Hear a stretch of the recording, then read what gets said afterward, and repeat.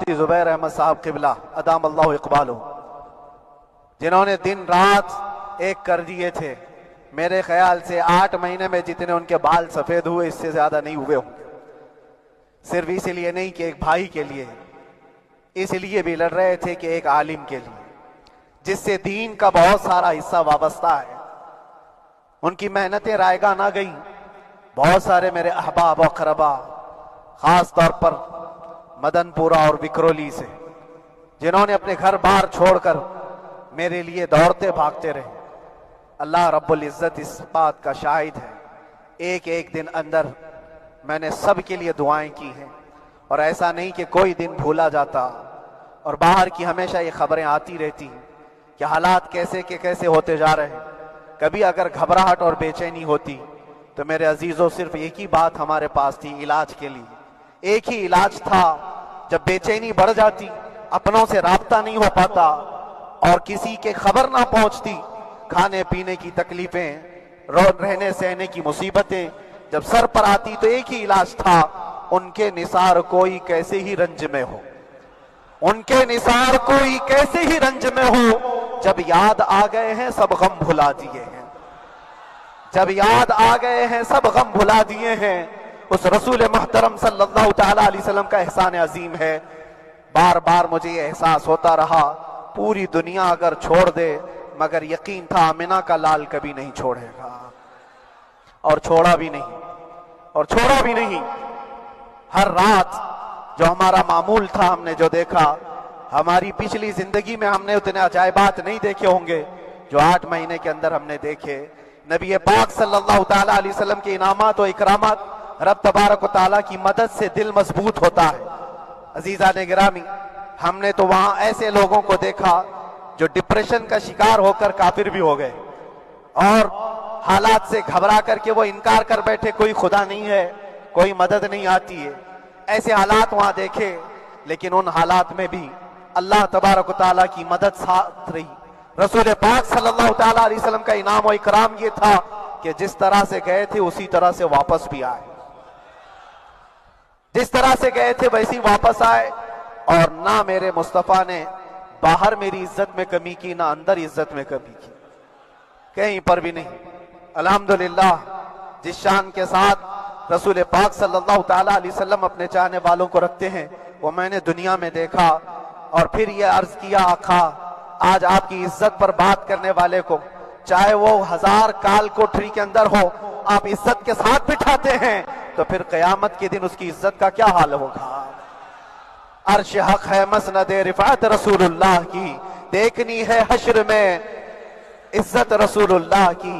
میرے عزیزو، ایک بات کو طے کر کے چلو، انہیں جانا انہیں مانا، نہ رکھا غیر سے کام، للہ الحمد میں دنیا سے مسلمان گیا. اس ایک بات میں جو عزت ہے، دنیا کے کسی مقام و منصب اور مرتبے میں عزت نہیں ہے. اور حالات دنیا انشاءاللہ میں سناتا رہوں گا. اللہ تبارک و تعالیٰ جب تک یہ زبان رکھا ہے حق بولتے رہیں اور سناتے رہیں گے، اور بھی حالات آپ کو انشاءاللہ العزیز آگے سناتے رہیں گے. لیکن آج خصوصیت کے ساتھ میں جمعہ کے لیے اسی لیے حاضر آیا کہ یہاں کے لوگ پل پل یاد کرتے رہے. حضرت مجھے ہر بار خبر دیتے کہ جب نماز سے فارغ ہو کر کے میں نکلوں تو مجھے لوگ پکڑ لیتے، کیا ہوا، اب کیا خبر ہے. تو جس قدر آپ کی بے چینی تھی، بے قراری تھی، میرے عزیزو مجھے بھی ملنے کی بے چینی اور بے قراری تھی. لیکن یہ ایک سٹیج تھا جس سے گزارا گیا ہے، ایک مقام تھا جس سے گزارا گیا. میں تو ایک نکما آدمی، میں تو ایک کم پڑا ہوا ہوں. لیکن آپ کو بزرگان دین کی اگر تاریخ پتہ ہو، امام اعظم ابو حنیفہ رضی اللہ تعالیٰ عنہ جن کو ناحق جیل میں رکھا گیا تھا، امام موسیٰ کاظم رضی اللہ تعالیٰ عنہ 7 سال تک قید میں رہے. یہ کون امام موسیٰ کاظم؟ جن کے دربار میں جانے کے لیے غوث اعظم عبد القادر جیلانی رضی اللہ تعالیٰ عنہ 4 کلومیٹر دور اپنی چپل اتار دیا کرتے تھے. امام موسیٰ کاظم کا وہ دربار ہے جن کو باب الحوائج کہا جاتا ہے. اس امام کو 7 سال تک بغیر کسی قصور کے قید میں رکھا گیا. اور حد تو یہ ہے کہ اسی قید خانے میں زہر دے کر کے آپ کو مارا گیا ہے. آپ کا جنازہ جیل سے نکلا تھا. امام احمد بن حنبل جن کو 5 لاکھ حدیثیں یاد ہیں نبی پاک صلی اللہ تعالی علیہ وسلم کی، بغداد کے سرے بازار آپ کو ننگی پیٹھ پر کوڑے مارے گئے۔ آپ کو اندازہ ہے بزرگان دین کی ایک لمبی فہرست ہے۔ جب میں وہاں گیا تھا تو ایک بزرگ کی بڑی یاد آئی، وہ تھے حضرت مجدد الفسانی رضی اللہ تعالیٰ۔ اکبر جیسے ڈکٹیٹر کے سامنے، اس زمانے کے سب سے بڑے ڈکٹیٹر بادشاہ کے سامنے آپ نے حق بات کا اعلان کیا تھا۔ مجدد الفسانی رحمۃ اللہ تعالیٰ علیہ نے فرمایا تھا کہ اسلام نام سے جو دین ہوگا وہ محمد عربی کا لایا ہوا ہی دین ہوگا، کسی اور بادشاہ کا بنایا ہوا نہیں ہوگا۔ اس بات پر آپ کو قید میں ڈالا گیا تھا، 8 سال تک قید میں رکھا گیا۔ 8 سال میں بادشاہ مر بھی گیا، بیٹا بادشاہ بنا، لیکن کسی نے آ کر جہانگیر کے سامنے یہ بات رکھی کہ آپ کے باپ نے جس مولانا کو قید میں ڈالا تھا گوالیار کی جیل میں، 8 سال میں جیل کا نقشہ بدلا ہوا ہے۔ تو بادشاہ نے پوچھا ہوا کیا ہے؟ کہا کہ اس مولانا نے 8 سال میں تقریباً 700 قیدیوں کو عالم بنا دیا ہے۔ درس حدیث، درس تفسیر، قرآن کا علم، نمازیں جماعتوں سے وہاں اس طرح ادا ہوتی ہیں جیسے لگتا ہے گنبد خضرا کی چھاؤں میں ہے۔ رب تبارک و تعالیٰ کا یہ احسان عظیم تھا۔ ان 8 مہینوں میں بحمدہ تعالیٰ میں نے اپنی لائف میں کبھی اتنی امامت نہیں کی تھی جتنی وہاں امامت کیا، اس لیے کہ پابندی نہیں ہو پاتی۔ جب جب امام رہا مسجد میں چھٹیاں ہوا کرتی تھی، ادھر ادھر آنا جانا، لیکن وہاں پر کبھی کسی نماز میں چھٹی نہیں ہوئی۔ اور امامت اللہ تبارک و تعالیٰ کو جہاں لینا ہے وہاں لیتا رہے۔ اور مجھے اس بات کا تھوڑا قلق تھا، 24 سال سے میں تراویح سنا رہا تھا، 24 سال، 24 تراویح ہو چکی تھی، رمضان المبارکہ 24 گزر چکے تھے، 25واں سال تھا، ظالموں نے مجھے رمضان سے پہلے اندر کر دیا۔ بار بار یہ خواہش ہوتی تھی کہ میری تراویح چھوٹنے نہ پائے، 25ویں تراویح ہے، 25ویں محراب ہے، لیکن رب تبارک و تعالیٰ کا احسان، اندر موجود سارے مسلمانوں نے یہ مطالبہ کیا کہ ہم یہاں جماعت سے تراویح قائم کریں گے۔ اور اب تک لوگ الم تری کیف والی تراویح کبھی کبھار پڑھ لیا کرتے ہیں، لیکن سارے لوگوں نے مل کر کے یہ اتفاقاً کہا کہ ہم پورا قرآن آپ سے سننا چاہتے ہیں۔ کیسے کیسے قیدی تھے، کیسے کیسے کرائم والے تھے۔ میں نے کہا آج میں ایک دن پڑھاتا ہوں، ایک پارہ پڑھوں گا، آپ کو اگر لگے تو بتا دینا، بھاری پڑ جائے، کیونکہ لوگ سارے کرمنل ہیں اور کئی طرح کے جرائم کیے ہوئے لوگ ہیں۔ نماز دین سے کہاں زیادہ رشتہ، کہاں ہو سکتا ہے یہ گھبرا کر بھاگ جائیں۔ ایک دن پڑھاؤں گا، اگر آپ کو لگے تو بول دینا، نہیں تو کل سے الحمدللہ۔ پہلے دن تراویح پڑھا ہے، دوسرے دن سارے لوگوں نے کہا آپ نے ایک پارہ پڑھایا ہے، سحری تک بھی پڑھائیں گے تو انشاءاللہ کھڑے رہیں گے۔ یہ جو استقامت، یہ ساری چیزیں دلوں کا جمع ہونا اور ہماری طرف دلوں کو پھیر دینا بغیر اللہ کی مدد کے نہیں ہوتا، رسول پاک صلی اللہ تعالیٰ علیہ وسلم کے کرم و احسان کے بغیر نہیں ہوتا۔ وہ تراویح بھی پڑھتے رہے، تفسیر قرآن بھی سنتے رہے اور قرآن کی تعلیم بھی لیتے رہے۔ پھر مجھے اندازہ یہ ہوا کہ رب تبارک و تعالیٰ کی منشا یہ تھی کہ ہماری تراویح کی محراب کی سلور جبلی جیل کے اندر ہو جائے۔